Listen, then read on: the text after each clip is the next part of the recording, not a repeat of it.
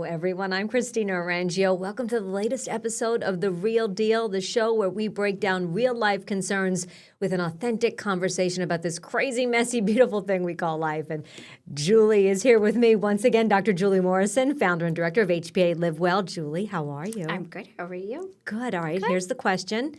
Did you get the Christmas decorations down? Oh, yeah. I'm the take it down on the 26th kind of gal. So, On the 26th? page turned. Yeah. Wow. Though I did forget the candles that are in all the lights and stuff out Yes. or in the windows. So But sometimes that can be a winter thing. we're still doing some of it. Okay. It's a slow close. All I right, guess. so don't laugh, because that's one thing I said to Yeah. myself. I added the candles this year to my Yeah. decorations, and I said, you know what? I hate taking everything down, so I'm going to leave up the candles as more of a winter thing, at least for a little Okay. while. Well, then I'm not in But any yeah, rush. yeah. But if you want me to be completely honest, I took down the outside lights that you can see. The Yeah. ones in the bushes, nobody Yeah. can see, right? Right. But like bows or anything like that, that's all done. The trees are still up, but everything else in my house is down. So I still have plenty of work to do. But I did a lot. I That's had a lot. greens on the stairs with lights. All that's away. So I feel like I've made progress. Absolutely. I had a feeling you'd be done. Yeah. Yeah. Well, Is it really the 26th or is it January 1st? it's because I had a minute. So I was like, took it. I took it. And everyone in my house knows to just get out of the way. Oh my But I'm gosh, going you to are yell good. at them the whole time for not helping me. Right, because you do it all yourself. Yeah, it's fine. All right. Well, speaking of the fact that we're in a new year, last year, we had last week or last episode, we had that whole conversation about setting New Year's resolutions, but beyond that, really setting SMART goals. Yes. So today we're going to not switch this, but help our kids Yes. with this very important goal. But before we look ahead, we always look back, Yep. right? So you taught us about setting SMART goals, and we were both debating what we were going to, or I thought we were debating, but you kind of had something in your head. So tell me what you do, and this is something you do each and every year to try to is. meet those SMART goals. Yeah, so I guess I get a leg up because I already knew that the SMART goals are important, right? So Right. So I will say at the close of every year, the last day I'm in my office before I go for the holidays, I will write out my goals for the next year, broken down into very specific, measurable goals, how I'm going to get there for each, say, treatment program we run. Yeah. Even some clinicians will add, some of their goals.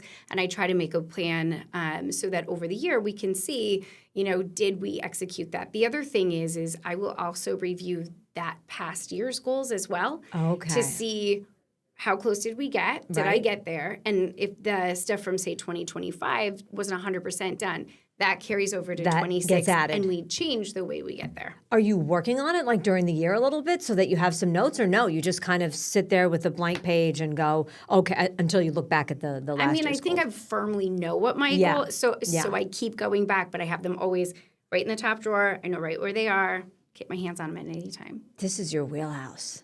I mean, it really is. This is what you It's true, do. though. It helps. It helps you accomplish your goals. You said your father taught you this. He did. Years ago. Yeah. Tell me about that. Horrifyingly, he made us listen to, this is old school cassette tapes. Remember the little stupid cassette tapes? And he had this package. It was in this big book. And they were called winning tapes. And on the front, it was like your guide to winning. And he would play these tapes and it would be like, set your goals. And I remember, I didn't really listen to a lot of it, but I remember being in the car with him and hearing like why you set goals and does it work?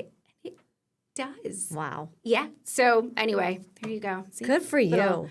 neuroses from my past. No, I mean, it's obviously very helpful, and it's helped you be very successful. It's been useful. Yes. So I remember thinking, I don't know what I'm Right. going to do. And then I was thinking about one of my goals is just trying to save more money, but for future so that I enjoy more with the family, stress less, right? Because Yeah. you're supposed to think So cool. bigger. Quality of life. Okay, quality of life. So Right. that was on my head. But then measurable, I mean, I know I'm not going in the right order. So specific, measurable, got it. attainable, realistic, and time specific, right? Okay. Yeah. I looked over my notes because I would never remember that just off the cuff. Okay, so for me, what I did was I went through my grocery list because I'm like, where can I save a little more? You feel like that's a must. You got to get groceries every week, Yeah. right?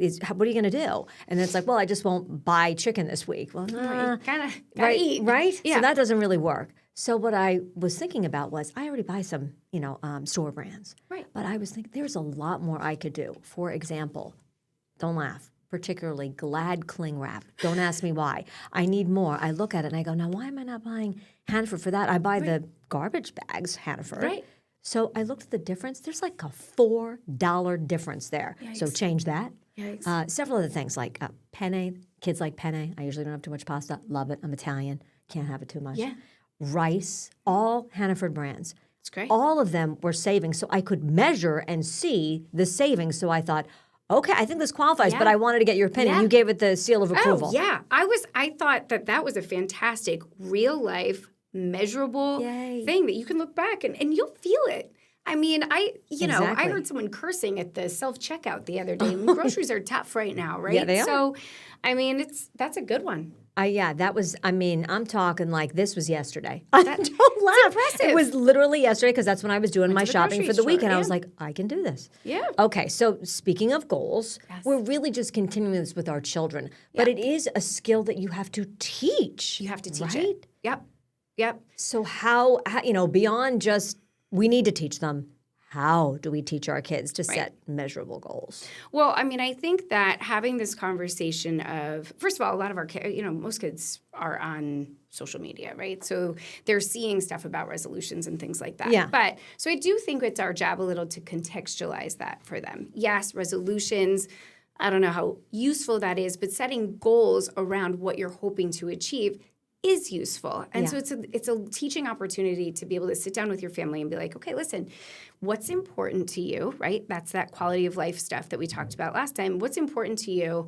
And helping them understand that if you can set goals that are measurable, that it significantly increases the likelihood that you will accomplish that goal. But what we talked a little bit about was before we started was that oftentimes parents think that it's their job to set their kids' goals.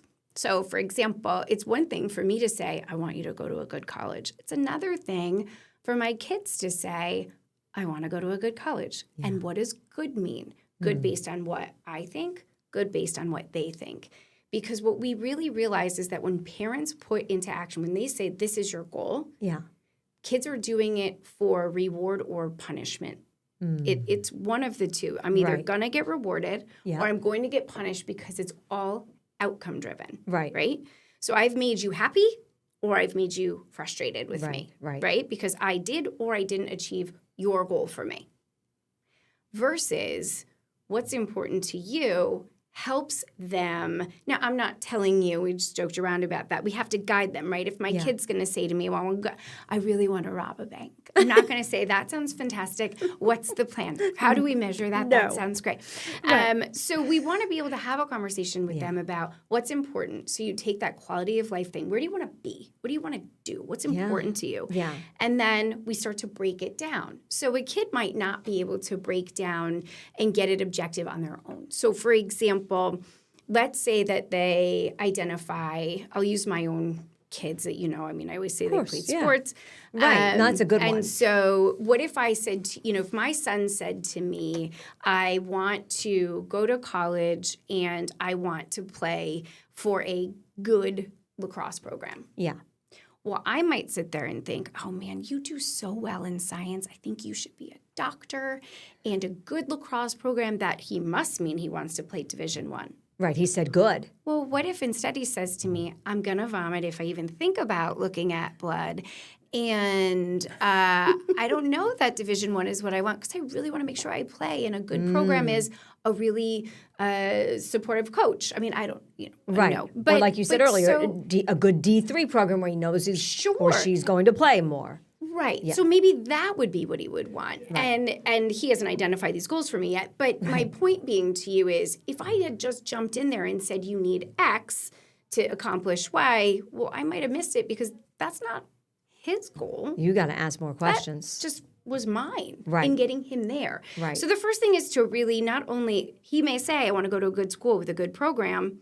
What does that mean? What does good mean? Yeah, be specific. Right. Yeah. So you want to be specific about understanding what your kids are looking for. But then the next step is helping them understand what's it going to take to get there. At 14 years old, he's not expected to know generally what his GPA should look like, and to get to some of these programs or what these folks are going to be looking for. It's my job and his father's job, right, to be able to help him identify what those goals, what the requirement is to accomplish those goals, and then be able to set them. What if you have a child who shuts down?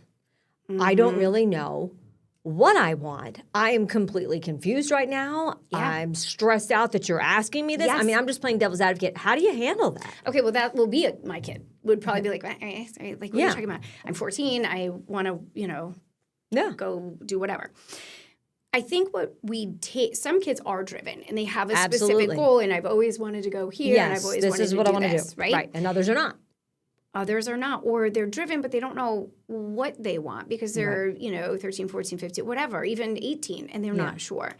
I think what we do is you always defer to being in the business of options. If you know, generally speaking, well, what's important to you? What do you enjoy? Yeah. And not to stress them out, just having conversation. Yeah. Based on the things you're talking about, it sounds to me like, what?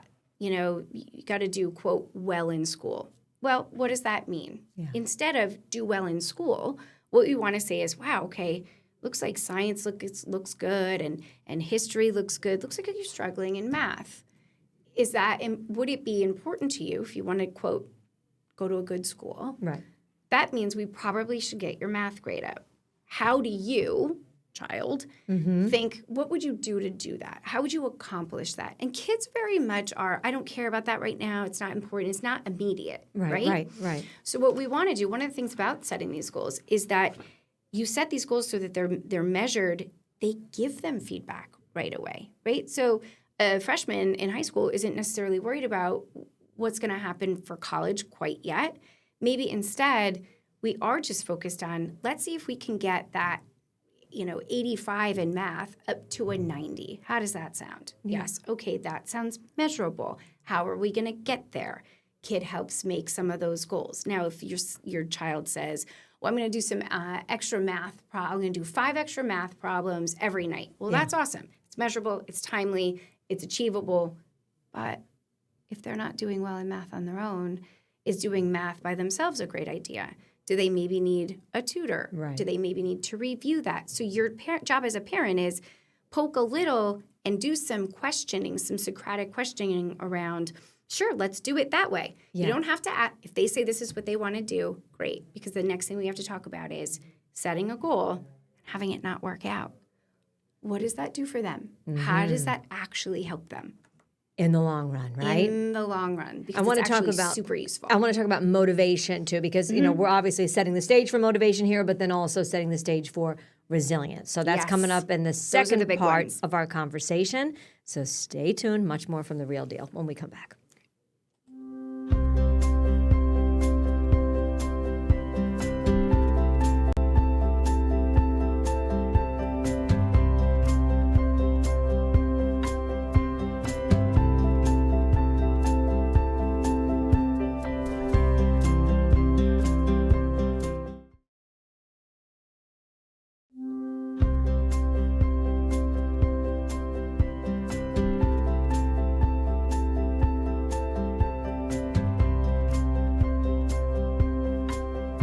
Welcome back to The Real Deal, and I'm here with Dr. Julie Morrison. And Julie, we're talking about how to help our kids set goals for themselves, also kind of improve on their motivation here. So we're going to get to, the second part of this when maybe the goal doesn't go the way we plan and how it really teaches resilience. But talk to me first a little bit more about the motivation piece here, because it sounds like we're setting them up to be more motivated. But what if you have a child that is still kind of lagging behind in that regard? So there's one thing to do, chores, you have to get your homework. There's some have-tos, right?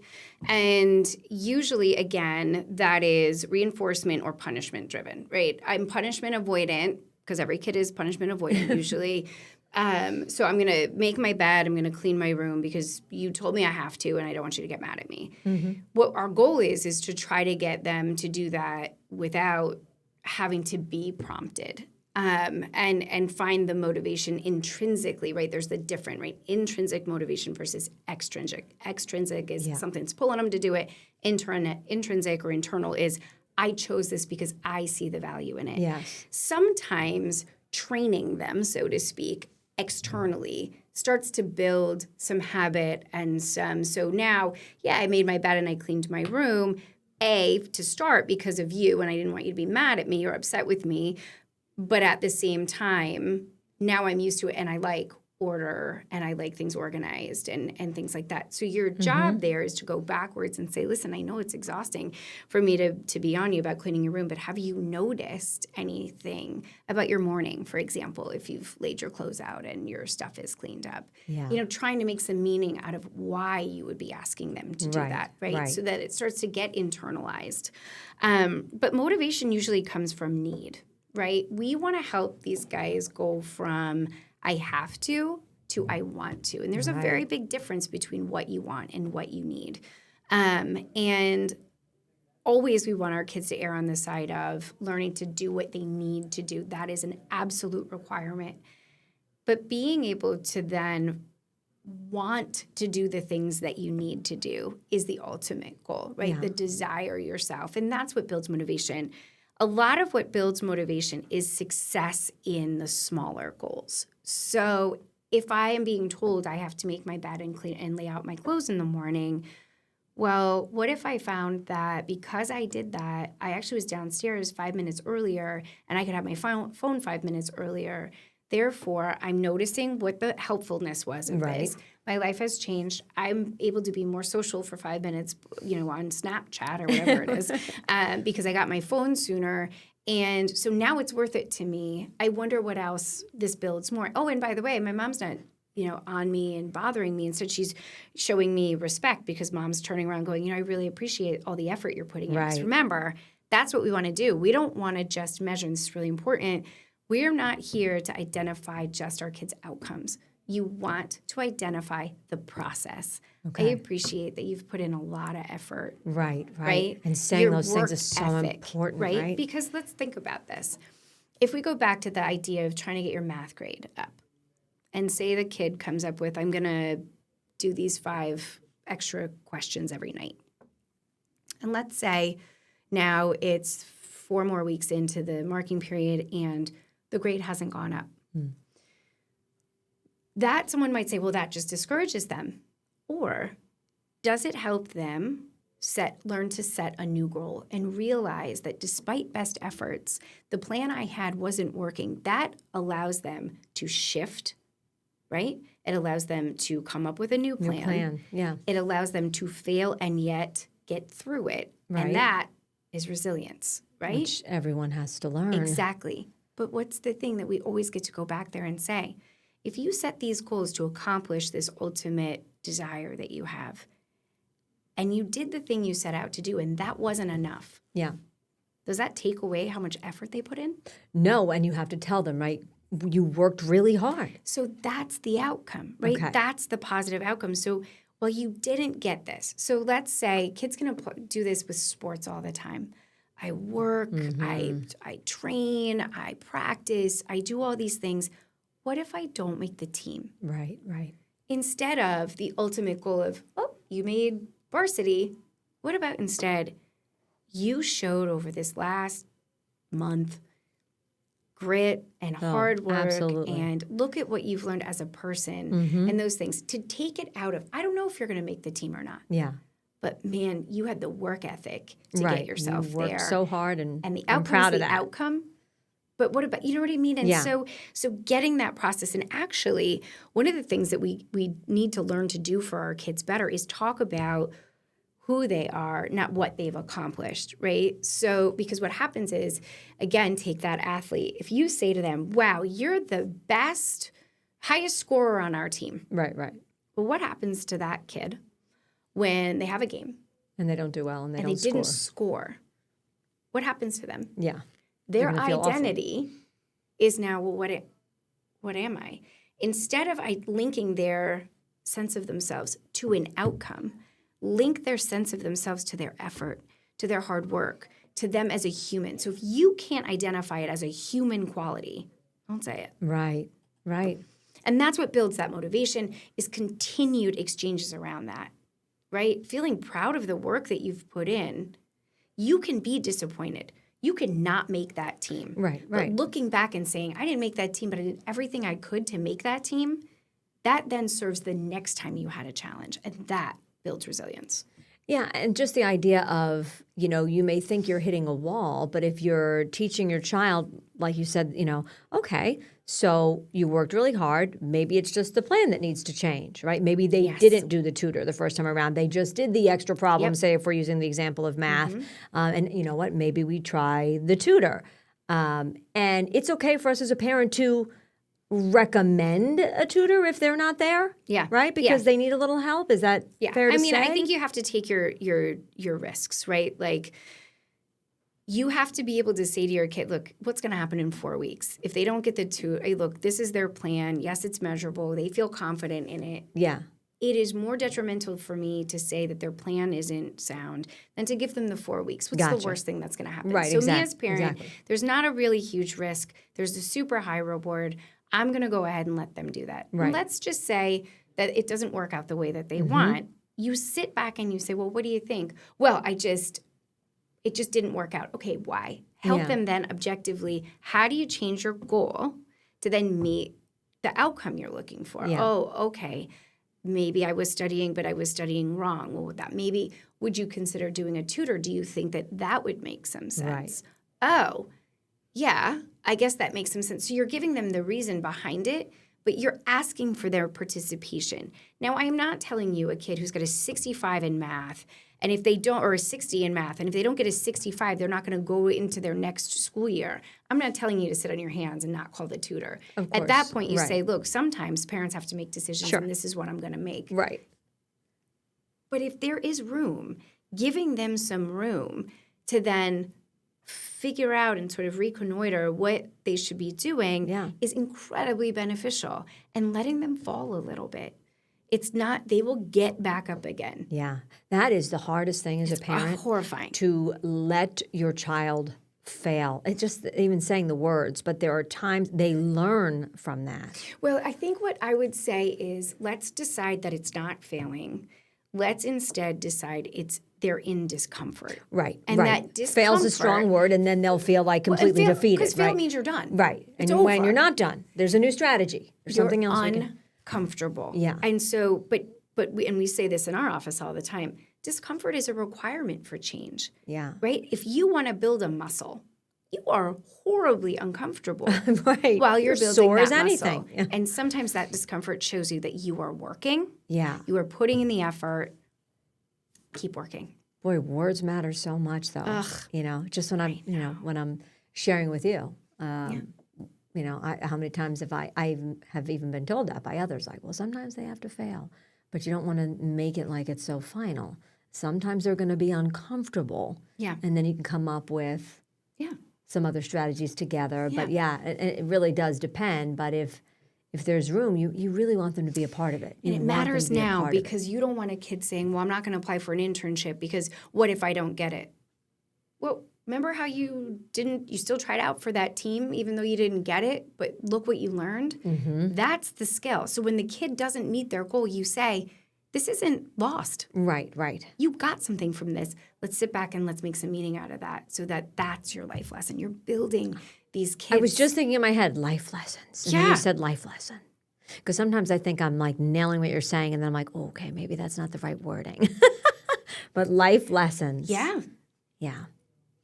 All right. Well, I mean, it's very beneficial, but how do we now help our kids? So if we were going to set a challenge here, Julie.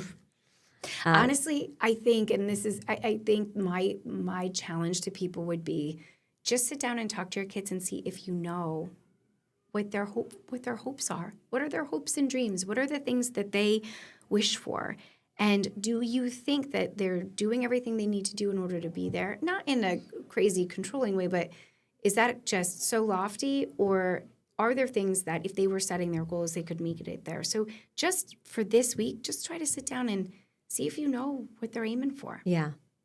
And best advice if you have a child that tends to be more closed off. I mean, you got to pick and choose your times, right? Yes. If they're in a good frame of mind and you're having a good chat, that's probably the time to bring it up. Yeah. If they're suddenly very upset about something, that's like anything. Even, Or that's blame not the us. time. I saw this thing today, and I'm realizing that maybe it's just not something I'm totally keyed in on. What are you hoping for? Right. Or make them listen to it. Right. Let us do the dirty work. I say this all time long. Right? Like, Mom, just blame me. Oh, definitely. Yeah. That helps a lot, right? Well, thank you so much, Julie. I'm going to look forward to having the conversation next week to see how we did with this challenge and finding out a little bit more, right? Yeah, It's not an easy conversation, though, No, is it? but one worth it. Yeah. And then you get to know your kids even more. Yeah. Which is huge. All right. That's all the time we have for The Real Deal today. Make sure you tune in next time. Thanks for joining us. I'm Christina Arangio here with Dr. Julie Morrison.